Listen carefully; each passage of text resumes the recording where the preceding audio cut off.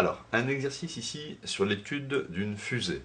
Alors, nous avons une fusée de masse m0 égale 100 tonnes qui est destinée à placer un satellite en orbite autour de la Terre. Première question, il faut calculer l'accélération de la fusée lorsqu'elle quitte le sol, sachant que les moteurs exercent une force verticale, petit f est égal à 2 fois 10 puissance 6 newtons. On négligera les frottements et on prendra ici l'intensité du champ de pesanteur au niveau du sol est égal à G0, 9,8 mètres secondes moins 2. Alors, deuxième question, il faut calculer la valeur du champ de pesanteur à l'altitude h. Alors, l'altitude h correspond ici à l'altitude d'un satellite de masse petit m, qui est en orbite circulaire de rayon petit r autour de la Terre. Nous avons représenté ici le plan équatorial. L'altitude h du satellite, c'est 36 000 km. Donc il faut calculer la valeur de G à l'altitude h en fonction de G0 du rayon ici de la Terre et de petit r le rayon de l'orbite du satellite.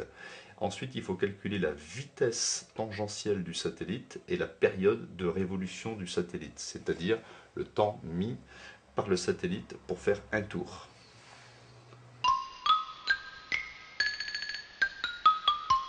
Alors, première question, la fusée ici est soumise à deux forces verticales. Nous avons ici le poids qui est dirigé vers le bas et la force exercée par les moteurs qui est dirigée vers le haut. Donc, d'après la loi de la dynamique, nous allons pouvoir écrire somme des forces qui s'exercent sur la fusée est égale à la masse de la fusée multipliée par son accélération.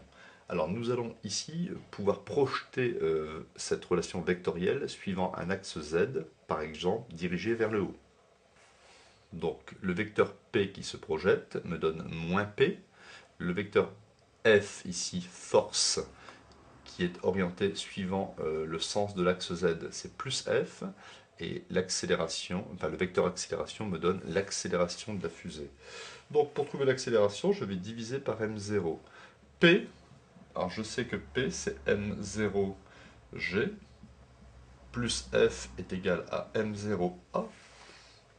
Donc si je divise ici par m0, je vais simplifier ici le m0, donc l'accélération de la fusée au moment du décollage va me donner ici moins g, et je vais même indiquer ici g0 parce que je suis au niveau du sol, plus la force ici de poussée divisée par m0. Donc G0 c'était 9,8 mètres secondes moins 2, la force de poussée 2, ici 2 fois 10 puissance 6, 2 millions de newtons, et la masse initiale de la fusée, M0, 100 tonnes, 100 000 kg. Je trouve une accélération initiale au niveau du sol de 10,2 mètres secondes moins 2. Deuxième question. Si je représente ici le satellite à la distance petit r du centre de la Terre, eh bien, en cette position, l'intensité du champ de pesanteur, il faut connaître par cœur cette formule, est égale à l'intensité du champ de pesanteur au niveau du sol, G0, multiplié par le rayon de la Terre au carré, divisé par R2. Donc vous voyez bien qu'ici, si petit r augmente, plus on est loin du centre de la Terre, plus l'intensité du champ de pesanteur est faible. On peut aussi écrire G, petit g, est égal à G0, grand R2 sur grand R plus H au carré, parce que petit r, c'est grand R plus H, et H, c'est la hauteur ici de satellisation. Donc, application numérique, G0, 9,8, le rayon de la Terre, 6400, à peu près 6400 km, donc je vais laisser ici, puisque nous avons un rapport ici au carré de distance, je vais laisser les distances en kilomètres. Donc, et H, on a satellisé ici à 36 000 km. Donc petit r, ça fait simplement 36 000 plus 6400, ça nous donne 42 400 km, la distance du satellite au centre de la Terre. J'obtiens après calcul une intensité du champ de pesanteur à 36 000 km de 2,23 fois 10-1 mètres par seconde au carré. Trouvons maintenant la vitesse ici de satellite. Alors nous allons travailler dans un référentiel dont le centre est le centre de la Terre et dont les axes visent des étoiles. Alors on appelle ça le référentiel ici géocentrique, qui est un bon repère galiléen. Alors, dans ce référentiel galiléen, je peux écrire que la somme des forces qui s'exercent sur mon satellite, c'est-à-dire son poids, ici, que je vais représenter vectoriellement, est égale à la masse du satellite fois son accélération. Donc, si on tire vectoriellement l'accélération, c'est vecteur P sur M, et on voit que l'accélération du satellite est dirigée ici vers le centre de la Terre. Donc c'est une accélération centripète. Or, on sait qu'en général, l'accélération d'un point, c'est la somme vectorielle de l'accélération tangentielle plus l'accélération normale. Et comme l'accélération n'est que normale, dirigée vers le centre de la Terre, on peut considérer que l'accélération tangentielle est nulle. Et si l'accélération tangentielle est nulle, on a donc dv sur dt est égal à 0, ce qui veut dire qu'il n'y a pas de variation de vitesse avec le temps. Donc, ça veut dire que la vitesse de satellisation du satellite est constante. Le satellite, ici, tourne à vitesse constante. Il me faut maintenant la valeur de cette vitesse.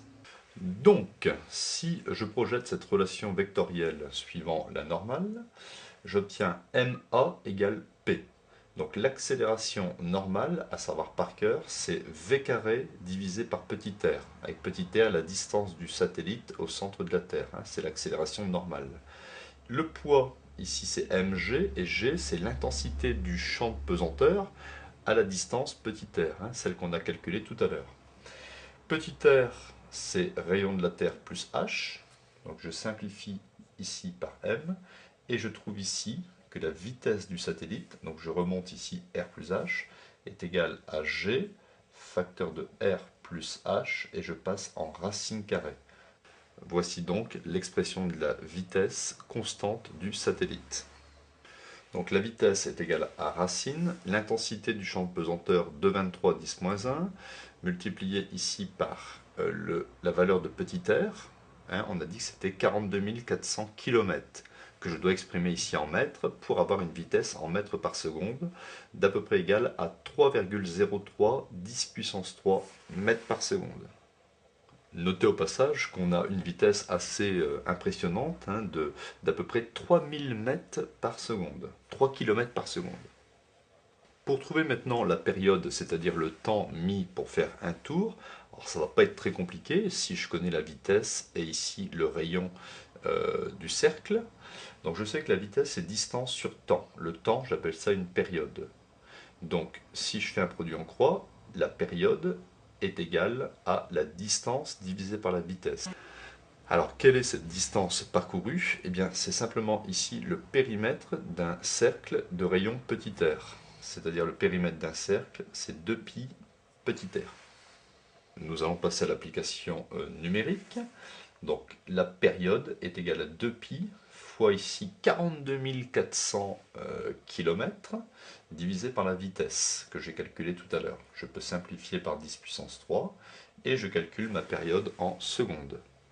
Et je trouve une période de 8,68 fois 10 puissance 4 secondes. Ce qui est important de savoir ici dans cet exercice, c'est de connaître ici l'intensité du champ de pesanteur à l'altitude h, ou bien à la distance petit r du centre de la Terre, de savoir exprimer la vitesse du satellite, la période du satellite, et éventuellement, grâce au principe de la dynamique, de savoir donner ici le sens du vecteur accélération, qui est égal ici au vecteur poids divisé par la masse du satellite, donc une accélération centripète dirigée vers le centre de la Terre, donc l'accélération sera normale, donc l'accélération tangentielle sera nulle, et puisque l'accélération tangentielle en norme c'est dv sur dt, eh bien la vitesse du satellite est constante.